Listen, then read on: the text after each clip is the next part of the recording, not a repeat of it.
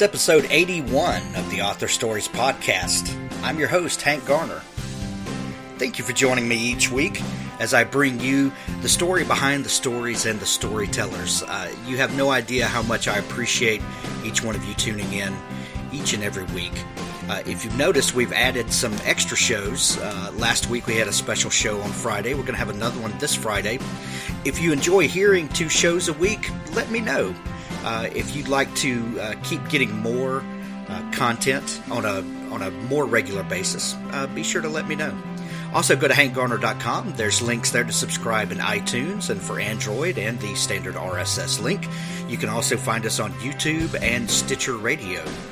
Links to all of those are on the sidebar of hankgarner.com. While you're there, please rate the show and leave a comment on iTunes or wherever you subscribe to the show. That helps other people find it. And as always, there's a link to Amazon.com in the sidebar and in the show notes. If you shop at Amazon normally, use our link to do so. It helps us get a small commission, which helps pay for hosting and other things like that, and helps us bring you more content. Now on to our show with Diana Gabaldon. Well, thank you for joining me again for the Author Stories podcast, where I bring you the story behind the stories and the storytellers. I'm very excited this week to have Diana Gabaldon on the show with me. Diana is the author of the Outlander series, and Outlander has been is now, excuse me, I had a frog in my throat, is now a very successful television series. Welcome to the show. Well, thank you so much, Hank. Nice of you to invite me. Well, thank you. I begin each show with a variation of the same question, and that question is, how did you first know that you wanted to be a writer? Oh, I've known that since I was about 8 years old. That was the age at which I realized that actually people wrote books. They didn't just appear on the library shelves, like toilet paper in the grocery store. They were actually produced by someone. I kind of thought that's what I want to do. And, everybody comes to it in their own way. Some people it's early, some people late. But most people who are kind of born with it, you might say, they usually wake up to it around 7 or 8, I think. But nobody, of course, knows what to do next because there aren't any roadmaps for being a writer. Everybody figures it out in their own way, in their own time. And I came from a very conservative family background. My father would say to me, well, you're such a poor judge of character, you're bound to marry some bum, he'd say. So get a good education so you could support your children. So with this going on at home, I thought, well, perhaps I wouldn't announce so I wanted to write novels for a living, because I, even at that tender age, realized that this was kind of financially iffy. And so I went into science. I liked science. I was good at it.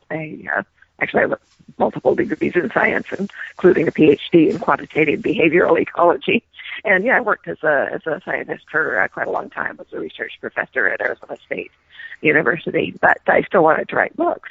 And when I turned 35, I said to myself, well, Mozart was dead at 36. Maybe they're going to move on here, just in case. And so I said, okay, on the next birthday, I'm going to start writing a book just to learn how. So that's how. Now, you became a scientist and a PhD. Was there any conflict to you in this very artful endeavor of wanting to be a storyteller, of wanting to be a writer, as opposed to this very analytical side with with becoming a scientist? Did those two things clash in you at all? No, not at all. I often get that question because people assume that being a scientist is this very cold, clinical, linear, tidy thing. And, writing novels is this very colorful, fuzzy, touchy-feely, warm kind of thing. And that's not the case at all in either direction. Analysis and structure are just as important to any form of art as they are to science.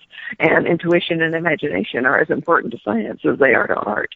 In fact, science and art are exactly the same thing, or at least they rest on the same thing, which is the ability to discern patterns and to pull patterns out of chaos. I love that answer. I'm friends with a couple of other scientists who are also fiction writers, Mm-hmm. and I've noticed those same kinds of things that good scientists tend to be good storytellers, and but I've never heard it explained quite like that. I love that analogy, but also. After doing about 80 of these interviews that I've done, the resounding majority of people say, "Well, I've just always been a writer." It's or something I discovered very early on. Yeah. Do you have any idea why that is, and why some of us seem to be more inclined toward that, and some not?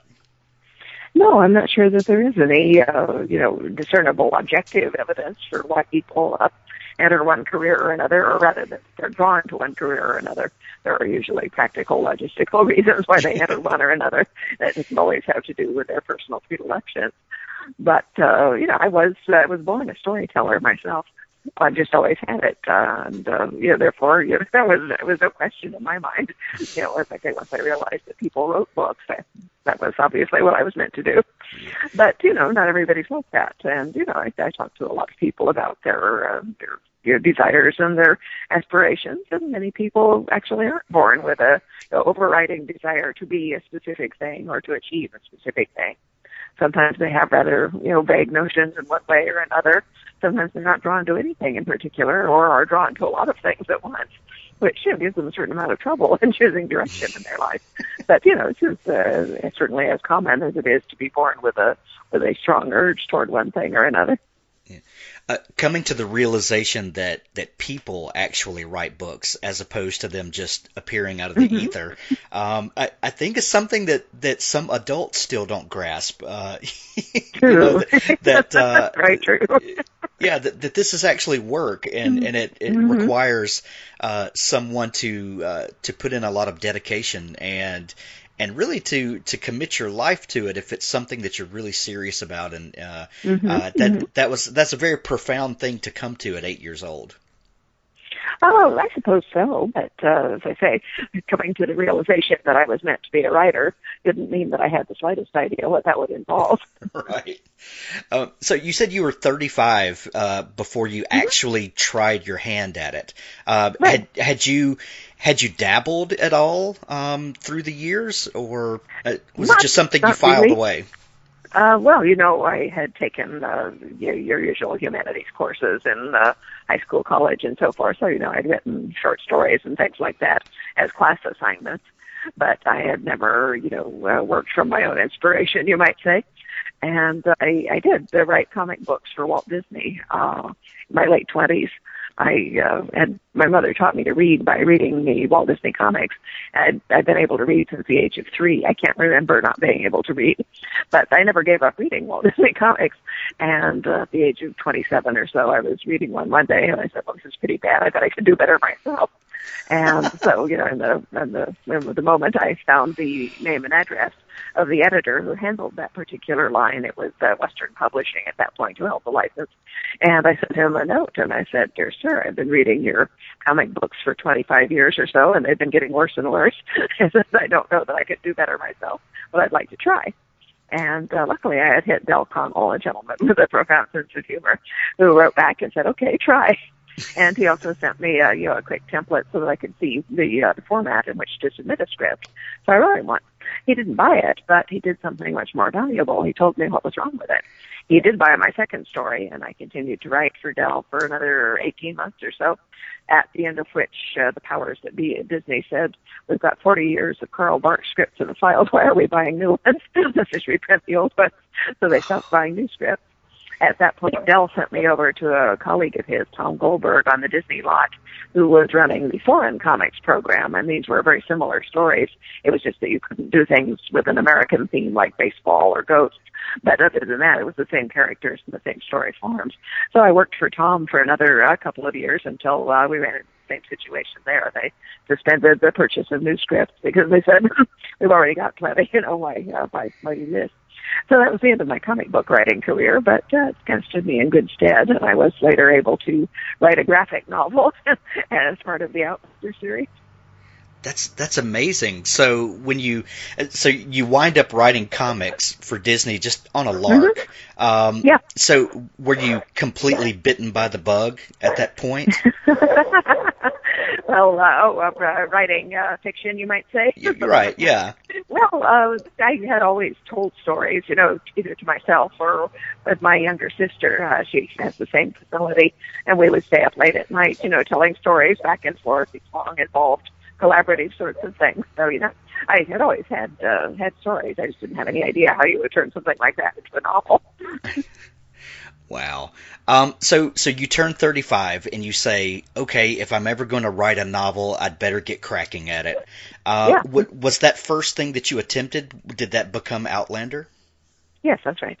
Wow, that's quite an accomplishment for your first novel to be such a breakout success that Outlander is.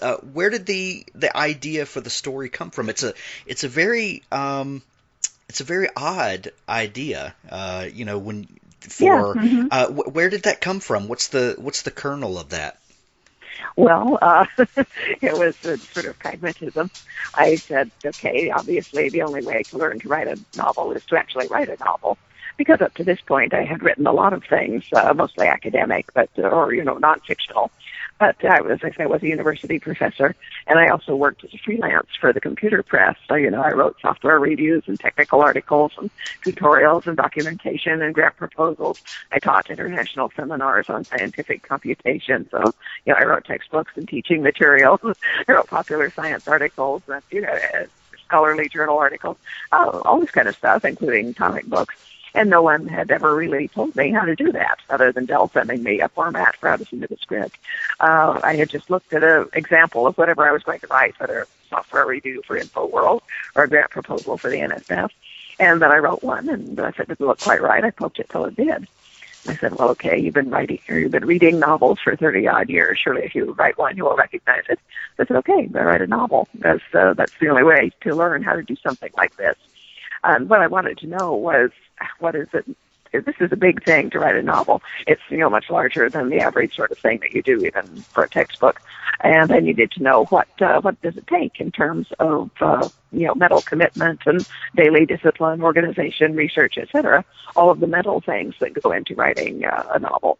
And that's what I wanted to find out. So I said, okay, obviously I need to write a novel. So what's the easiest kind of book to practice with? I'm not going to show it to anyone. I'm going to tell anyone what I'm doing. So it really doesn't matter.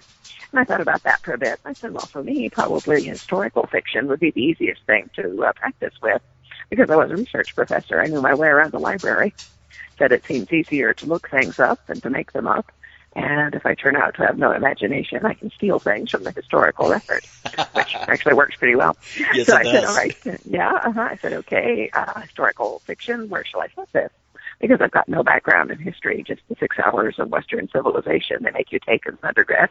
So, I'd have to look at everything anyway. It didn't really matter. So I said, okay, where shall I set this?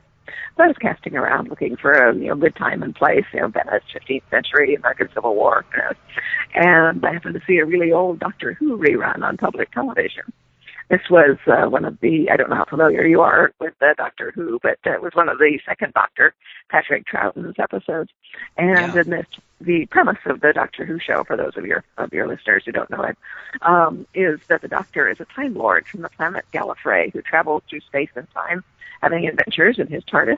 And along the way, he picks up companions from different periods of Earth's history. And in this particular show, the Doctor had picked up a young Scotsman from 1745. And this was a young man, 18, 19, who appeared in his kilt. And I said, well, that's kind of fetchy. Anyway, I found myself still thinking about this the next day in church. And I said to myself, well, it doesn't really matter where you set this book. The important thing is pick a point and get started. I said, fine, Scotland, 18th century. So that's where I began, knowing nothing about Scotland or the 18th century, having no plot, no outline, and no characters. Nothing but the rather vague images conjured up by the notion of a man in a kilt, which is, of course, a very powerful and compelling image. So that's where I began. Well, I also went immediately to the library and began doing research, looked up Scotland, 18th century Highlands, and came up with 38 references, went and looked, and there were 400 books on Scotland, costume, geography, language. So I just took so long, took out anything that looked interesting, and began doing the research along with the writing. Well, the only thing that I knew for sure about writing novels at this point was that they should have conflict, and that's still the best thing I know about writing novels. Anyway, I was looking for conflict in Scotland in the 18th century, and you don't do that for very long without running smack into Bonnie Prince Charlie and the Jacobite Rebellion of the 45. I said, okay, that looks like lots of conflict. That'll be fine. And so I said, well, now it looks, from my 3 days research, as though this was essentially Scots versus English. Let's see, I think I should maybe have a female character to play off these guys, and we'll have sexual tension. But must have a lot of kilt wearers, of course. And I said, so maybe it would be a good idea if I have a female character, and if I make her English, then we will have lots of conflict. So about the third day of writing, I introduced this English woman. Had no idea who she was, what she was doing in the story. She got in the plot. But I loosed her into a cottage full of Scots to see what she would do. And she walked in. They're all sitting around the fire muttering to each other. They turned around and stared when she came in. And I was thinking, why, what's going on? Does she look odd? And one of them drew himself up, and he said, my name's Dougal Mackenzie, and who might you be? And without my stopping to think, I just typed, my name's Claire Elizabeth Beecham, and who the hell are you? That's not weird. Don't sound at all like an 18th century person. So I fought with her for several pages, trying to beat her into shape and make her talk like a historical woman. She wasn't having any of this. She just kept making smart-ass modern remarks. And she also took over and started telling the story herself. I said, well, okay, I'm not going to fight with you all the way through this book. I said, no one's ever going to see this. It doesn't matter what bizarre thing I do. Go ahead and be modern. I'll figure out how you got there later. So it's all her fault that there's time travel in these books. Oh, that's brilliant. That's brilliant. There are so many things you just said that I want to pick apart. But Sure. The first one was that you said that historical fiction would be easy because you knew your way around a library and knew how to research. My mother gave me a very great piece of advice when I was young. She said, you don't have to know everything. You need to know where to find everything. That's right. That's exactly right. I think some people, I think a lot of people get it wrong in that they feel like they can't sit down to ever get started because they don't know everything they need to know. But that's absolutely false. You just need to know where to find things. And then when you do find something, know how to use your imagination to turn that camera angle all around that situation and find where your ins and outs are. That's brilliant. The other thing that I really resonated with me as you were talking is that this character just wanted to be who she was, and you had no control over her. No. That happens so often when you get into a story and the characters just really come to life. Do you ever have a situation where you're writing and the characters don't come to life, and you start having to mold them to your will? Is there a big difference for you when you get to that situation? What do? Do you stop writing? Do you do something to kick them back into gear? How does that work for you? No, if they're not behaving on their own, there's something wrong with what I'm doing. I just back out and come in from a different angle or abandon whatever I was doing completely and start on a different scene. I don't work in a straight line, and I don't work with an outline, so it doesn't actually matter a lot. If a scene is not working, I just check it. If you don't work with an outline, how difficult is it, especially when you're dealing with historical events and a historical setting? How do you maintain the integrity of the historical part of historical fiction while allowing the story to breathe and take on a life of its own? I don't actually see any contradiction there. It would probably matter more if I were dealing with what's called historical narrative or something, where I'm actually telling the story of historical events and concentrating on historically known people, because this is something where, the outline, as it were, exists, the events exist, but that's not what I'm doing at all. I'm telling the story of completely fictional people, and it's just wrapped around historical events in the same way that people's ordinary lives are. Take 9/11, that had a great impact on everyone's life, but it's not as though every single one of us were standing at ground zero. We heard about it, we experienced that at different degrees of distance, and the impact that it had on us was either modulated or increased by our close familiarity. If we knew someone who was in one of those buildings, of course, we experienced, deep pangs of personal anguish and so forth. Whereas if we did not know anyone, it would be, a greater sense of more generalized outrage or terror or whatever. It would have been a big impact regardless, but the specific impact would be regulated by our personal circumstances. And that's what I'm dealing with, is people whose personal circumstances cause them to react or flee or whatever from historical circumstances in which they find themselves. So, it's up to me to choose which particular historical circumstances I want to dwell on or deal with. And those come usually from my familiarity with history, my increasing sense of who these people were, the times in which they live, and sort of the tides of history, you might say. For instance, my first 3 books are set essentially in Scotland, and then the next are in the New World, in the American colonies. And for a while there, people kept saying, "Oh, why did you leave Scotland? I like Scotland. I want to see more men in kilts. Why did you go to America? I'm not that interested in America." And I said, well, if you were paying any attention in the second book, you will have noticed the culmination of the rebellion of the 45 was, the crushing of the Highland cultures. That I meant it. After the 1745, there was no Highland culture. You did not have men in kilts running around. You did not have Gaelic being spoken and so forth. And I said, this stopped, this is what happened. And I said, so what happened to the people who were there? Well, their lives were thrown into chaos, which we see in the third book, and then a great many of them emigrated or were transported against their will to the American colonies. But either way, that's where they went, and that's where the tide of history took Highland culture, or its remnants, which are actually flourishing very remarkably today. But that's why, is because they left, and that's where they went, so I went with them. And if you're going to be true to the characters, then you need to be true to their and follow them through all of their evolution and their growth, wherever that may take you. Yeah. Yeah. Yeah, you know these people as you live with them and work with them and so forth. And while they can certainly do surprising things, these are not things that are antithetical to their characters. I will occasionally get letters from someone saying, "Oh, you betrayed this character, you ruined this character because she did this particular thing that I don't agree with at all." Don't agree with it does not mean that that's not part of this person's character. It just means you don't agree with them.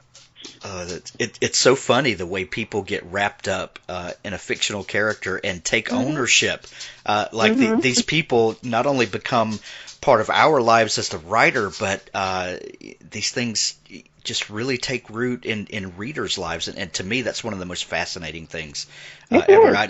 I love to get a letter from someone and they say that, and maybe I'll have just something that I take as a throwaway line or something that is just incidental, that is the thing that resonates with people. It blows my mind. It really does.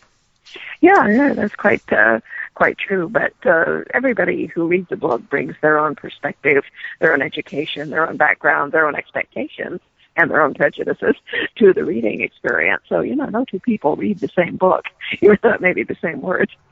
Yeah. How long did it take you to finish that first book? 18 months. Okay.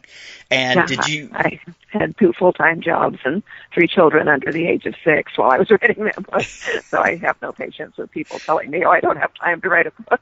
Oh yeah. Write a book, you'll find time. You absolutely will. Did you tell anyone that you were writing this book? No, I did not. For one thing, I thought my husband would probably try to stop me if I told him about it. Not out of any objection to my writing a book, but out of fear that I would drop dead. He would have said, wait until my business is doing better. He'd started his own business, which, actually got going quite well. But at that time, I was our sole support. And he would have said, wait till the business is doing better and you can quit one of your jobs, or, wait till the kids are in school, which would make perfect sense.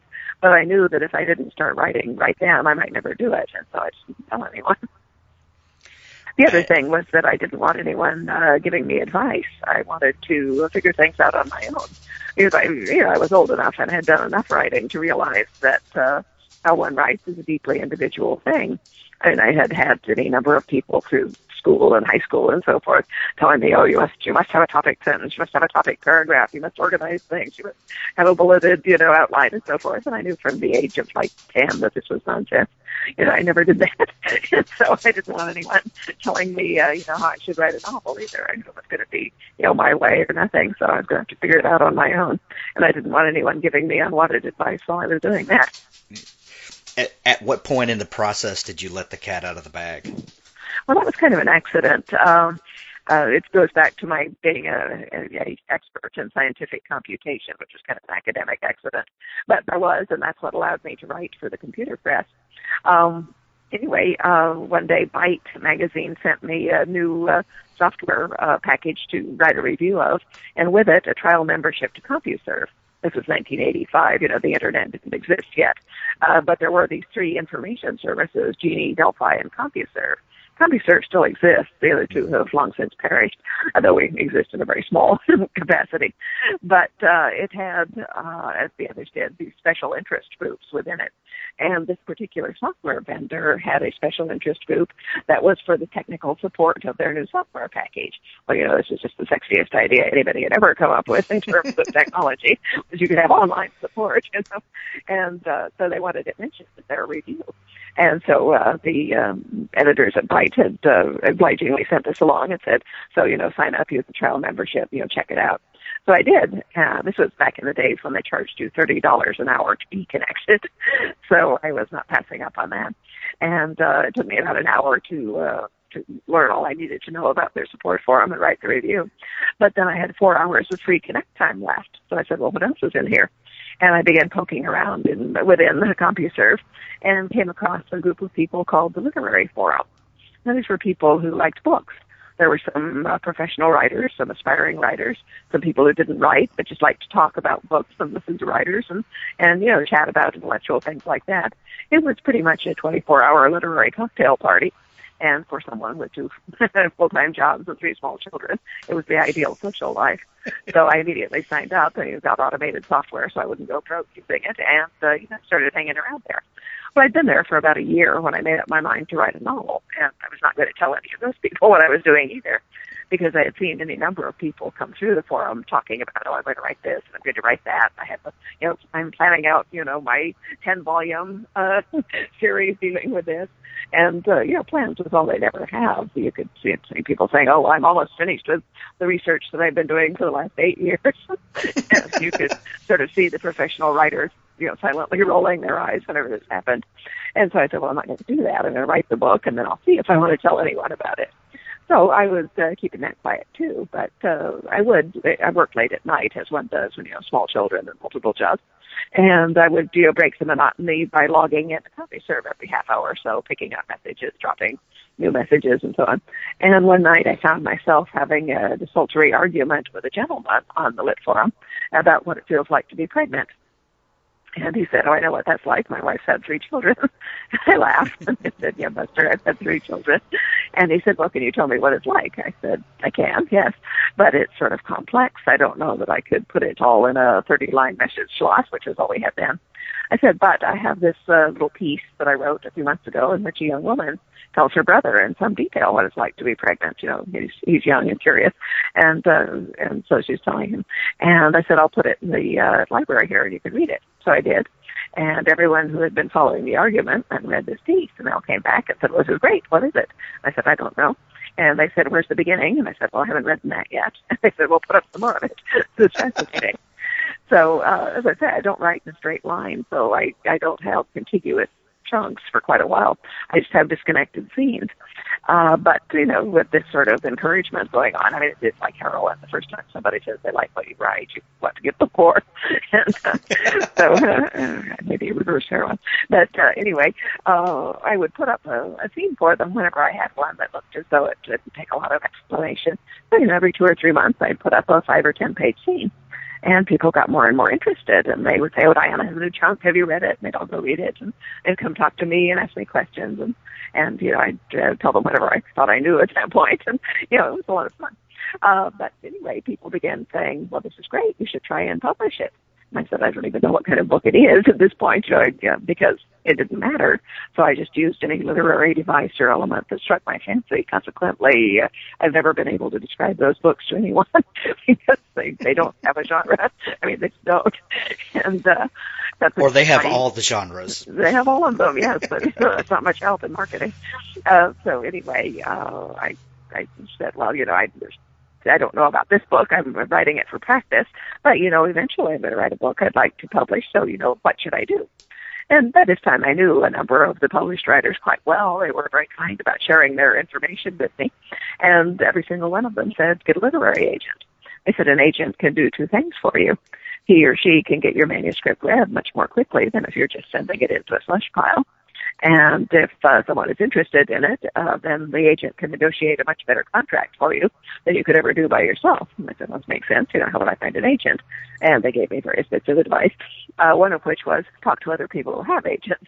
And I said, well, what were the jobs and the children and so forth? That makes the most sense to me, so I'll do that. So just whenever I was talking to someone online who I knew was a professional writer, I would say, well, would you mind telling me a little bit about your agent? Do you have the same agent that you started with? If not, why not? How did you find this person? How does the business side of things work? Do they tell you when you get rejected? Do you get the money and pay them? Do they get the money and pay you, et cetera, et cetera? And as I said, they were very, very kind about sharing their information. Well, gradually I began to kind of zero in on this one gentleman named Perry Knowlton, who represented a couple of the writers there that I respected a lot. And everyone whom he did represent just thought he walked on water. He was obviously a very eminent, well-known, respected agent. And I learned from their descriptions that he wasn't afraid of very long books or of unorthodox books, both of which it had struck me I had. So I thought, he might be worth a try. But he didn't take unsolicited queries, so I didn't know how to get at him. And I thought, well, you're not finished writing the book either. Just go on asking questions. So I did. And one day I was talking to a friend named John Stiff, who writes science fiction mysteries. And I said, well, I'm asking everyone about agents. John, do you have one? And he said, well, yes. He said, by coincidence, it's the same as so-and-so's. His name is Perry Knowlton. He said, I know you're almost ready to look for an agent yourself. Would you like me to recommend you to Perry? I said, well, yes, John, that would be really nice of you. And I was afraid that John would be run over by a bus or leave some served before I finished writing the book. So I said, yeah. So now Perry, God rest his soul, was a much older gentleman who never touched a computer in his life. This was strictly paper and typewriter from that point on. But John, typed a quick note to Perry saying that I was worth looking at, describing the circumstances in which he knew me. I followed that with my own query, which was fairly short. I said, Dear Mr. Knowlton, I've been writing and selling nonfiction by myself for some years now. But now that I'm writing a novel, I understand that I need good literary representation. You've been recommended to me by John and Judy and Carolyn and all these other people whose opinions I respect. I said, I have this very long historical novel. I don't want to waste your time. Would you be willing to read excerpts from it? I didn't tell him I wasn't through writing it. Excerpts were all I had. But he very kindly called me and said, yes, he would be happy to read my excerpt. So I hastily wrote a 26-page single-space synopsis with what I thought I knew about the book at that point and sent it with my file of excerpts. And he took me on the basis of an unfinished first novel, which is, not usual and certainly very lucky. Well, I finished the book 6 months later, and I called Perry ahead of time to tell him it was coming. And I said, I realized as I got toward finishing that there was more to this story, but I thought I should stop while I could still lift it. But, if anyone is interested, you can tell them that I think there's more. So I sent him the book, and he sent it to 5 editors who he thought might like it. And within 4 days, 3 of them had called back with offers to buy. He told all of them that she says there's more, and they said, well, trilogies are very popular. Do you think she could write 3? Being a good agent, he said, oh, I'm sure she could. And so he negotiated amongst them and emerged 2 weeks later with a 3-book contract, and bang, I was a novelist. Wow. So, what was the initial reaction to that book when you got it finished and you put it out? It's like you said that it's very hard to pin down to genre. How was it initially received, and how long did it take to really gather an audience? Well, as my first editor said, these have to be word-of-mouth books because they're too weird to describe to anyone, which is true. It does work out. But it would depend. when I was first signing books, at malls and things, people would come by, pick up the book, and say, "Oh, is this the novel?" And I would say yes. And they'd say, "Is that like fiction?" I'd say yes. And then they would say, "Well, what's it about?" Well, let's say there is no good answer to that, other than starting to tell them the story, which you can only do if you have time, and they're very patient. But anyway, I started replying on the basis of age and gender. If it was a young woman, I'd say, historical romance, men in kilts, If it was a young man, I'd say, it's fantasy, time travel, swords, things like that. If it was a slightly older lady, I'd say it's historical fiction. If you like Shogun, you'll love this. And if it was an older gentleman, I'd say, it's military history. And anybody who looked like a complete nerd, I'd say, well, it's science fiction. I've been asked to write up the Gabaldon theory of time travel for the Journal of Transfigural Mathematics in Berlin. It's actually true. But anyway, this worked fine. People bought the book. They're all happy with it.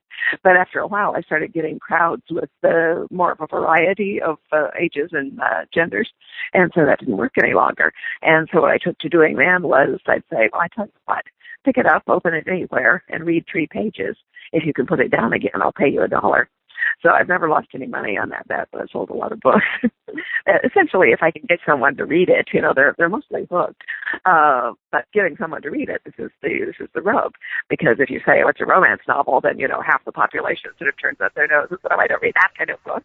And if you say, it's time travel, another half, so I don't read that kind of book.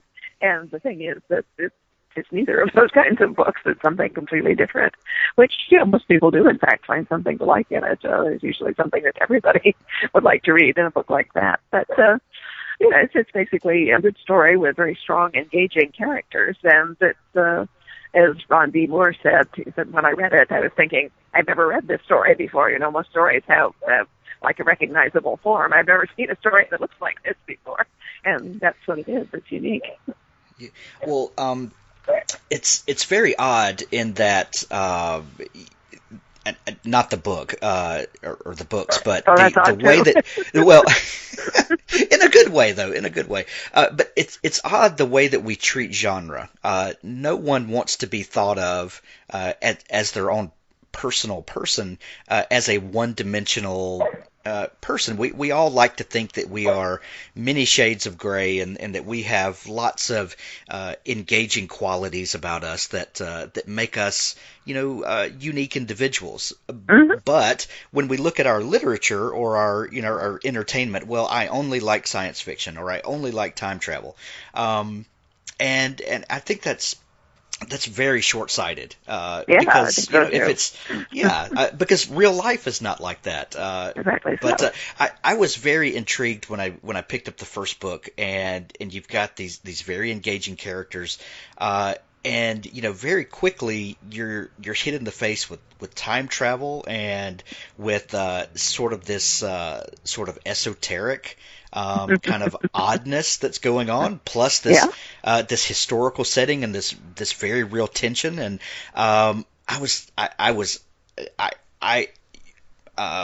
it didn't take me 3 pages to get hooked. I was hooked on one. But I'm very obliged to hear that. Yeah. So I won't get you won't get the $1 from me. So when did you begin to follow up with a second book? Well, I had a 3-book contract, so pretty much immediately. Yeah. So I guess you eventually had to tell your husband you were writing a book. Oh, that. Well, yeah, I did tell him that after I got a literary agent. Actually, he discovered it by accident.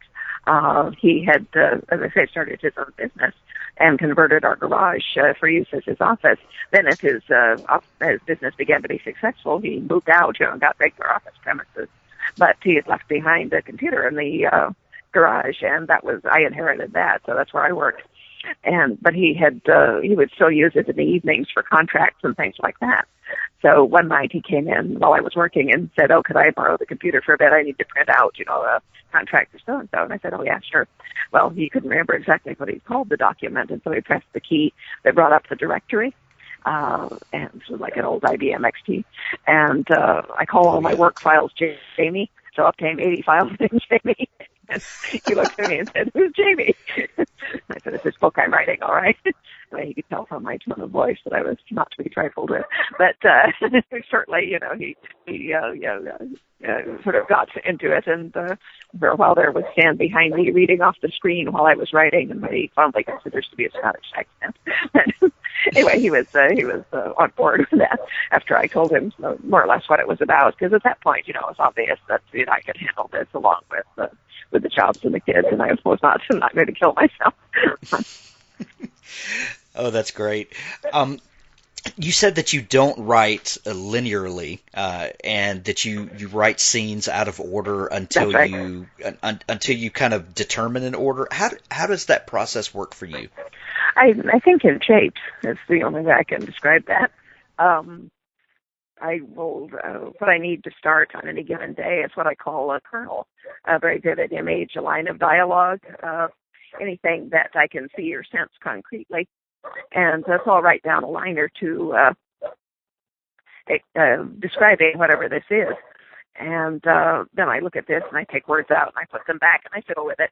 Anyway, I write very slowly, backwards and forwards and so forth. And eventually the scene kind of takes place around me, as it were. And it has its own dramatic shape, so I know when it's finished. But I need to try and shut those dogs up. You be quiet. Yeah. They're barking because my husband's in the other half of the yard. They think he's a burglar. But, anyway, yeah. So anyway, as I write these things, I will finish a scene. Come on, dogs. Yeah, you can come with me inside. Come on. Come here. And when I finish this scene, then I will, if I know what happens next, of course, I'll write that. But if I don't, then I will start a different scene with a different kernel somewhere else. And as I accumulate these handfuls of little disjunct scenes, they begin to stick together. I'll write something and I'll think, oh, well, this explains that piece that I wrote 4 months ago. And so then I can bring those two together. And seeing this larger piece, I can see what has to happen after that. So then I can write that. And it's sort of like playing Tetris in my head, but very slowly. Gotcha. Do you have some sort of master document where you list these ideas and these scenes that you see so that you can reference back, or do you keep all of that in your head? No, I actually do have a document called Master File for each book where I do exactly that. I list the scene with a few keywords, and that way I can find the necessary scenes when I want them. That's great. So you finished the original trilogy, I assume, and at what point did you say, I think I can do this full time? Yeah, I did. Excuse me, Matt. I said, at what point did you realize that you could do this full time, and that this could actually be your career? Well, actually, not until my agent sold my first book and got me a multi-book contract. And because I had not expected to be able to sell a book immediately. I thought it would take years and years. Right. And at that point, no guarantee either to make a living wage. I did know, I'd done research on it, and I knew that the average member of the Writers Guild makes $7,000 a year from writing, which is obviously not enough to support a family. So I was expecting something along those lines. As it was, I got very lucky. Wow. When you finished that original trilogy, how did you decide to continue going? Did you have to kind of go back to the drawing board and come up with new settings and ideas, or at the end of that first trilogy, was there just a natural progression point? It's just a natural progression, as long as I can still see things happening. I know the story's not done. Yeah. And I guess that's one of the benefits of writing 300 years in the past, or 250 years in the past, is that you've got there's lots of history to write up too, I guess. Mm-hmm. Mm-hmm. Yes, there is. So last year, Starz adapted the first book to a television series that came off to critical acclaim and lots of audience appreciation. How was that? How did that process happen? And was it a surprise to you when it started getting some traction? Well, not a surprise because I could tell that it was going to be a very good show. But certainly wonder and astonishment and pleasure. Actually, people have been trying ever since I wrote the first book to make a 2-hour movie out of it. And sometimes they've tried to make a 4-hour miniseries or something like that. But, prior to Game of Thrones, it just wasn't done. But people made an ongoing television series from a series of books. So, kudos to George for opening things up for the rest of it. But, right. that just wasn't an idea that entered anyone's head. And, there were no studios that were open to that kind of suggestion. So people kept trying to make a 2-hour movie. And I can tell you, from having witnessed many of these attempts, that it's absolutely impossible to make a 2-hour movie out of that book without ruining it completely. And many talented people tried, but it didn't work. Anyway, we were very careful who we did options with because there's always a danger that an option will actually succeed, in which case you lose the rights to the material. You'll never get them back again. So we've always been very careful and have only optioned the material 4 times since I wrote it. Well, the last one of these option holders was a guy named Jim Kohlberg, who also wanted to make a 2-hour movie, and tried.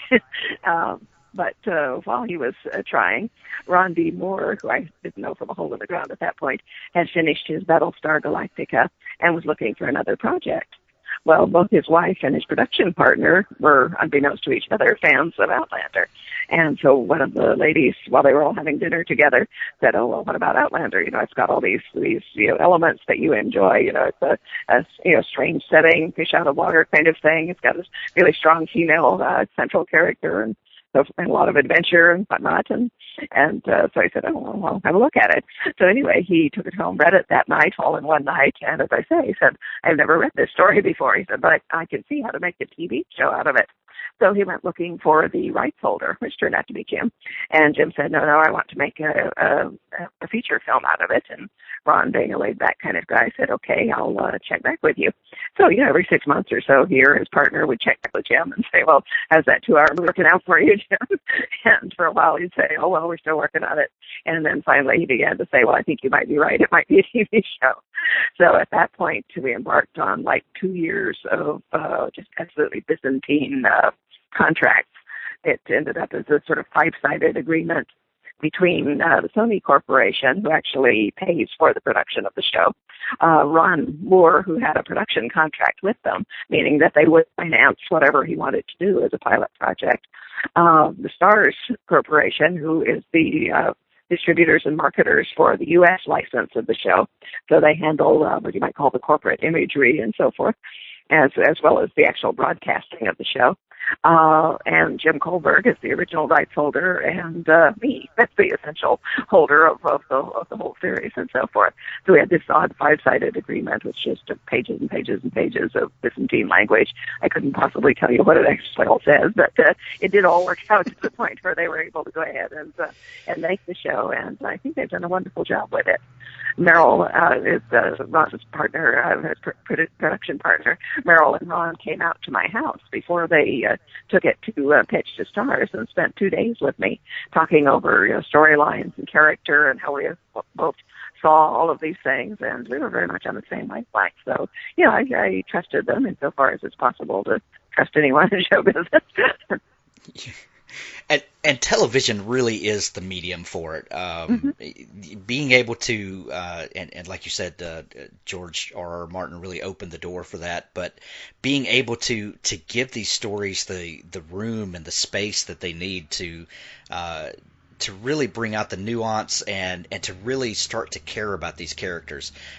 We really are in a fantastic time where that is available, and kudos to you for holding out and letting the right people do it at the right time. It's an amazing show. Well, thank you. Yeah, and I couldn't be more pleased with how it's worked out. They've done just a wonderful job with it. And, of course, this does wonderful things for the book sales as well. I can only imagine. Season 2 begins, I guess, the spring. Is that right? Yeah, in April, yeah. April, awesome. And is the TV show following along with the books? Yes. Are the seasons going to be representative of each volume? Well, yeah, at least until we get up to the third book. I don't know how they will manage with that one, and that it's substantially longer than the first two. And I don't know whether they will have a longer season to accommodate it, if they will need to, truncate the book and put part of the material in season 4, assuming that we get that far, or what. But as Ron says, I should have such problems. Absolutely. What about the book series? Is it continuing? Do you see an end in sight for these characters? Oh, there is an end, yeah, but I'm presently working on the 9th book. There may be a 10th, but I think that's it. Awesome. What happens at the end of that? Is such a long-running series like that, will it be hard to walk away from those characters? Well, I don't really have to. I have, of latter years, taken to writing novellas here and there that either take up something interesting that a side character is doing, or fill in a lacunae in the plot. Because with a long-running series like this, you can't tell things day by day, so you'll have jumps of months sometimes. And sometimes you want to return to one of those periods when things were somewhat quiet on the main plot line, but things were nonetheless happening. So, should I want to go back at any point, I could easily drop back into the story and do, short novels or novellas to add to the universe, as you might say. Or I can continue with something else, because I do have a few other things in mind. That's great. Diana, thank you so much for taking time to come on the show. We'll all be watching in April when the new season begins. And do you have an expected date for the 9th book that you're working on? No, it would be nice if it came out sometime around Fugitive Season 3, but I had no telling. Great. Where can people find you to get plugged in and find all of your work and follow you online? Well, I have a website, which is www.dianagabaldon.com. Easy enough. I also have a Facebook page that is, facebook.com/author Diana Gabaldon. There is another plain Diana Gabaldon page, which actually isn't mine, even though it has my picture on it. So you want the one that is author Diana Gabaldon. And I also have a Twitter identity. It's writer with a capital W _cap_D_G, writer DG. Great. And I'll put links to all those in the show notes. Thank you very much for coming on the show. It's my pleasure, Hank. It's a pleasure to talk to you.